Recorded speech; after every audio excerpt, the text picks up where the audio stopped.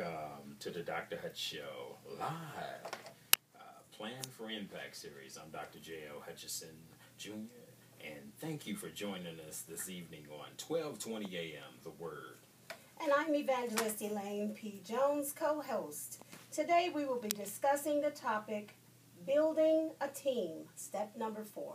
Yes, and as you know, those that have been joining us, last week we talked about step number 3, overcoming problems in family.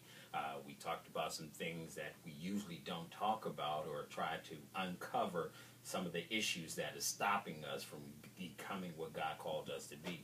The week before we talked about step number 2, and that was basically setting a timeline, putting time with your goals and things in place so that God can use you. We are inside of time, God is outside of time, and measuring your achievements by setting timelines in regards to your goals. Step number 1, we talked about identifying goals, writing things down, looking at the dreams and the desires that God has put into you. As far as this is a part of our 7 Steps to Change Your Life series, and this is more like a power series, so I want to plug you in to the power of God so that you can understand, have a conscious direction of where you're going. Tonight we're going to be talking about building a team, because we want to make sure that we're following the architect, the blueprint what God has for us. And in order for you to know where things go in your life, you need to have a relationship with the architect, and that's Jesus Christ himself, because God has a plan and a purpose for everybody. And in this part about building a team, the reason step 4 is so important is because things that we do in our life, there is really nothing that we do by ourselves. That's true. It always entail a relationship. But what we want you to do tonight, we're going to open your eyes and let you start identifying some of the relationships that's in your life. You know, things you may have in common with people or a person. We want to basically challenge you and look for a reason versus purpose in those relationships. And we're going to talk about a few things, and we want you to be able to identify those relationships in your life. Sometimes we do have to release some people out of our lives because they affect our relationship with God and also affect our goals and things that we have in order for us to achieve things and become the person that God called us to be. It reminds me of a story, basically, as far as a team. Sometimes you may have a situation where you think things may not work out the way you want them to work out, but God has a purpose, and the purpose is for a team is to achieve something. And when I was a kid, I played football, Muni football, over in Warrensville Heights. The team was called the Warrensville Warriors. I believe right now they call the Cleveland Warriors. That was years ago. That's back in 1982 through 1984. I mean, that's, you know, that goes back a long time. And as I had played on that team, we wanted to go to the championship. We wanted a championship team. You know, I didn't know that I was as good as I was. And as going through that team was put together, we had some players and some guys, and this was actually our last year. I think it was 1983 was our last year together, because we came together as young kids. We were at 12 till we were about the age of 14, 15 years old. So it was our last year playing, and we wanted to go to the championship. So we had this team put together, and it was a kind of ragtag team. Our coach, Rob, you know, and it was like it was crazy, because here come these kids from different areas. I actually lived on 104th and Sandusky off of Union.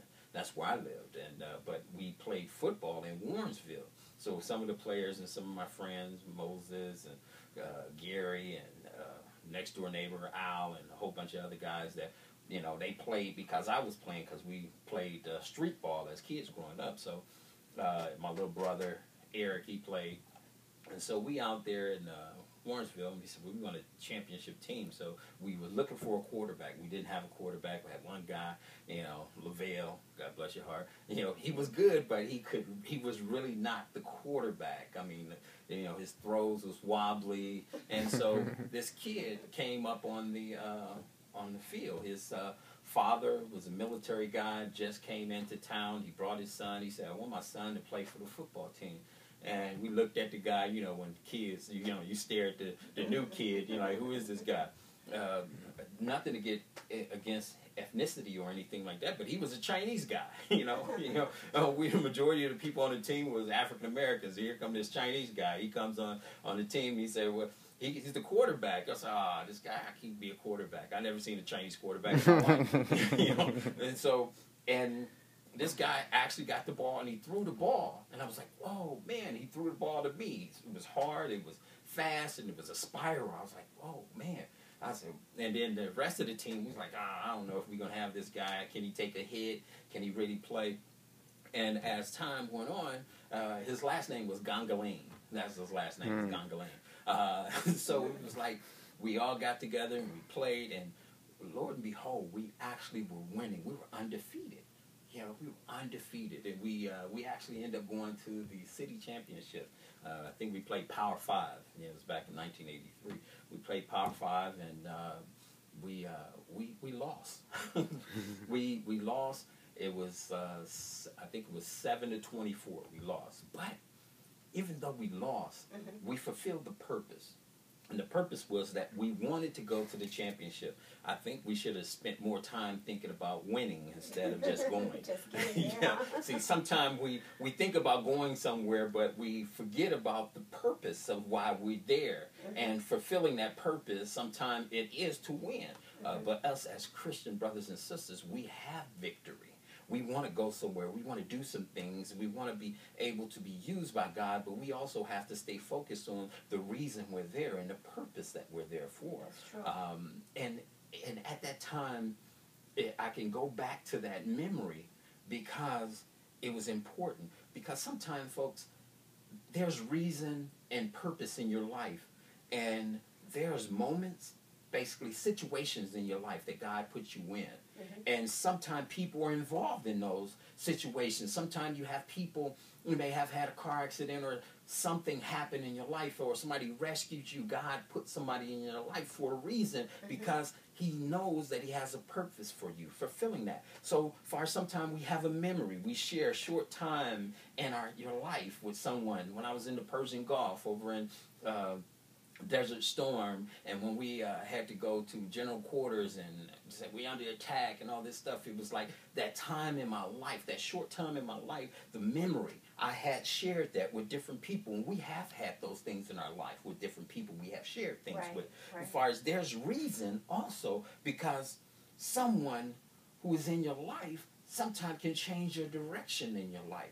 I've had teachers, I have had people in my life that have changed my life. I mean, I can go back and I can think about Mr. Ponders. He said, he said to me, he said, Jimmy, you're smart, but you're an idiot at the same time. I was like, man, I want to fight this guy. He was my teacher, but he was right in what he said. Sometimes people can say some things to us and make us angry because, why we get angry is because it's the truth.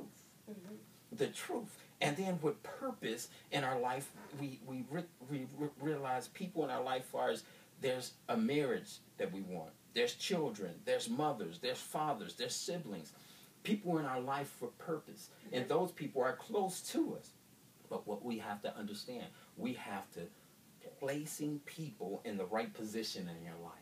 You have to do that. And we're going to talk about that tonight. We're going to dive in. We're going to put on your scuba diving gear, and we're going to go deep into this because this is important. This is what stops us from getting to the next level where God can use us, where we can impact other people's lives.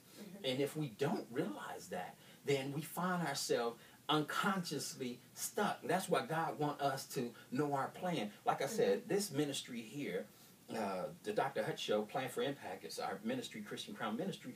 We want you to understand that even though you go to church every day, that you study, you read, you pray, sometimes you need to learn how to apply things, some applications. What we are here to do is to encourage you. We're here to help you apply certain things to your life, certain biblical principles and even ethical principles that sometimes we forget about.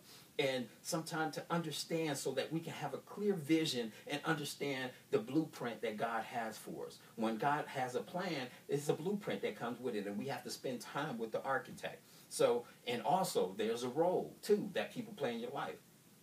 And we also have